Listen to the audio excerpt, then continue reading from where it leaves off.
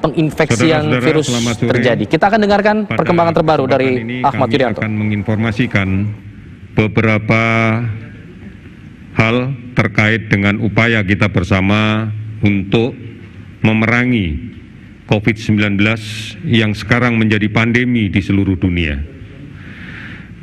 Secara mendasar, pemerintah telah menyusun strategi untuk pemberantasan COVID-19 ini. Di antaranya yang paling mendasar adalah mencegah terjadinya penularan baru di tengah-tengah masyarakat. Oleh karena itu, maka sejak awal physical distancing menjadi kunci sukses di dalam pelaksanaan pengendalian penularan COVID-19 ini.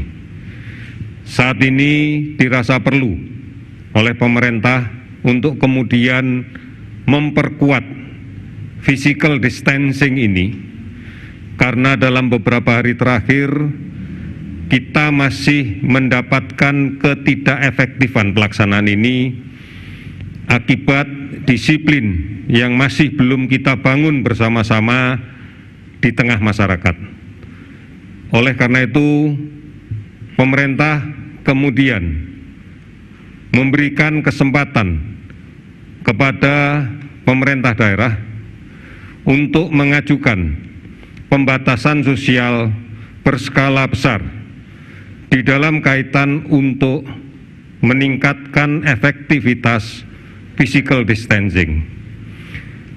Tujuan dari pembatasan sosial bukan dimaknai melarang, tapi membatasi. Karena kita sama-sama pahami faktor pembawa penyakit ini adalah manusia. Oleh karena itu, sebaran penyakit ini akan sejalan dengan aktivitas sosial manusia itu sendiri. Oleh karena itu, perlu untuk kita batasi. Mengapa dibatasi? Karena kita yakini banyak kasus positif tanpa gejala, kasus positif COVID-19 dengan gejala yang minimal, sehingga secara subjektif dirasakan tidak ada gejala yang masih berada di tengah-tengah kita. Dan kemudian masih banyak kelompok masyarakat yang rentan, yang mengabaikan physical distancing, mengabaikan untuk menjaga jarak, mengabaikan untuk tidak rajin mencuci tangan, sehingga akibatnya adalah penularan yang terus-menerus terjadi. Strategi dasar ini kita perkuat dengan gerakan masker untuk semua. Kita wajib menggunakan masker manakala berada di ruang publik, manakala ada di luar rumah. Karena kita tidak pernah tahu bahwa orang yang di sekitar kita apakah menderita COVID-19 tanpa keluhan, tanpa gejala, atau yang kita sebut dengan orang tanpa gangguan. Oleh karena itu, dengan semua memakai masker, kita yakini kita akan menjadi tidak rentan terhadap penularan COVID-19 ini. Strategi yang kedua yang dilaksanakan adalah melakukan penelusuran kontak dari kasus positif yang kita rawat. Kita harus mewaspadai betul kelompok-kelompok yang potensial menjadi sumber penularan. Di antaranya adalah kontak dekat kasus positif yang kita rawat, kemudian resiko pada tenaga kesehatan yang merawat penderita COVID-19, dan pada masyarakat di daerah di mana kasus COVID-19 ini sangat banyak kita temukan. Inilah gunanya kemudian pemerintah menentukan kebijakan untuk melakukan screening, untuk melakukan pemeriksaan penapisan dengan menggunakan metode rapid test. Pemeriksaan rapid test oleh pemerintah sampai dengan saat ini sudah didistribusikan lebih dari 450.000 kit ke seluruh Indonesia. Tujuannya adalah untuk melakukan penyaringan, penjaringan kasus penelusuran kontak pada tenaga kesehatan dan pada komunitas di mana di daerah tersebut didapatkan banyak sekali kasus positif. Ini strategi awal yang dilakukan terkait dengan pemeriksaan tes. Selanjutnya, kebijakan yang ketiga adalah mengedukasi dan menyiapkan secara mandiri pada sebagian hasil kontak tracing yang menunjukkan hasil tes positif dari rapid test atau negatif namun memiliki gejala untuk melakukan isolasi secara mandiri.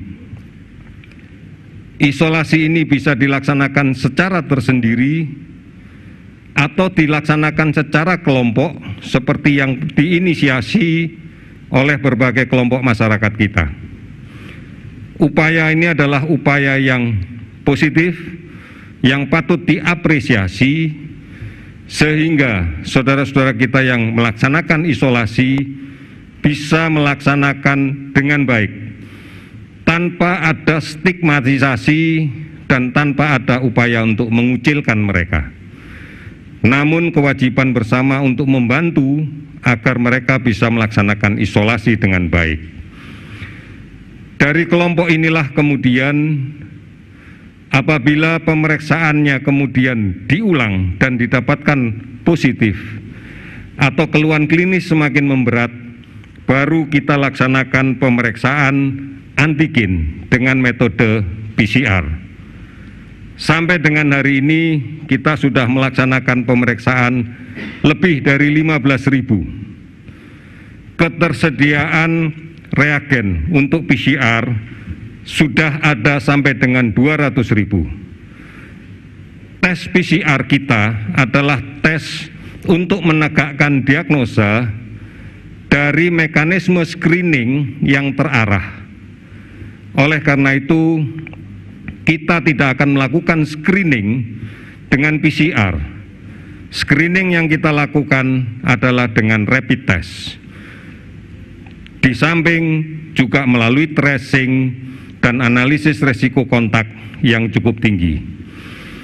Inilah efektivitas penggunaan PCR kita, sehingga persentase positif PCR dari pemeriksaan yang dilakukan relatif tinggi. Karena PCR tidak kita lakukan dengan metode acak, tetapi terpilih dan terstruktur, dimulai dari awal. Selanjutnya, tahapan yang terakhir adalah melaksanakan isolasi rumah sakit. Ini dilakukan manakala isolasi mandiri tidak mungkin dikerjakan, karena ada tanda klinis yang membutuhkan layanan definitif di rumah sakit. Termasuk kemudian kita membangun rumah sakit darurat untuk COVID-19, baik yang berada di Wisma Atlet maupun yang kita bangun di Pulau Galang. Dan sudah barang tentu beberapa daerah juga akan melakukan hal yang sama dalam rangka untuk melakukan isolasi kasus positif dengan klinis ringan sampai dengan sedang yang tidak mungkin melaksanakan isolasi mandiri.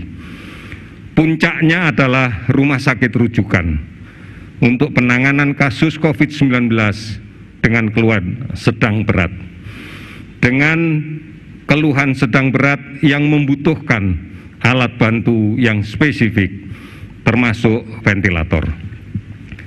Strategi ini kita lakukan dalam rangka untuk mengefektifkan, mengefisienkan, dan tepat sasaran pada saat kita menggunakan sumber daya yang kita miliki. Inilah saudara-saudara sekalian langkah yang kita lakukan dan akan konsisten kita lakukan terus-menerus. Kemudian sampai dengan saat ini sudah lebih dari 679.000 APD diadakan. Stok masih tersisa lebih dari 500.000. 200.000 segera kita distribusikan. Hari ini pun sudah ada pengiriman ke beberapa provinsi di Sumatera. Kita berharap ini akan membantu para petugas kesehatan agar bisa lebih profesional, lebih aman, lebih tenang memberikan layanan. Hampir 18.000 relawan medis dan non-medis telah mendaftar. Ini bukti kepedulian yang luar biasa dari segenap bangsa kita. Bahkan sudah lebih dari 83 miliar rupiah telah diterima yang merupakan partisipasi dari seluruh masyarakat Indonesia, termasuk warga diaspora ataupun warga negara Indonesia yang berada di luar negeri. Namun sekali lagi, ujung tombak masalah ini adalah di tengah-tengah masyarakat sekalian. Seperti yang saya katakan di awal, bagaimana pondasi untuk mencegah penularan ini diperkuat, sehingga hal-hal yang harus selalu dilakukan adalah: pertama, gunakan masker kain, masker bedah, masker N95 hanya untuk petugas. Cuci tangan pakai sabun dan air yang mengalir. Hindari kerumunan. Pembatasan sosial berskala besar akan melakukan itu.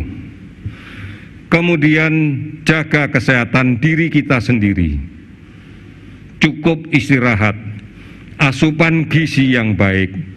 Ini menjadi awal bagi kita untuk bisa menjaga kesehatan secara keseluruhan. Jangan melakukan perjalanan kemanapun. Keluar rumah hanya apabila diperlukan. Selebihnya lebih baik berada di rumah. Banyak yang bisa dilakukan. Kami mengingatkan saat ini adalah periode pancaroba yang secara klasik ada gambaran peningkatan kasus demam berdarah di daerah. Oleh karena itu mari kita cegah. Tetap di rumah, berantas sarang nyamuk. Ini menjadi sesuatu yang penting. Mudah-mudahan dengan cara yang seperti ini, secara terstruktur dan masif, kita bisa menghentikan rantai penularan COVID-19.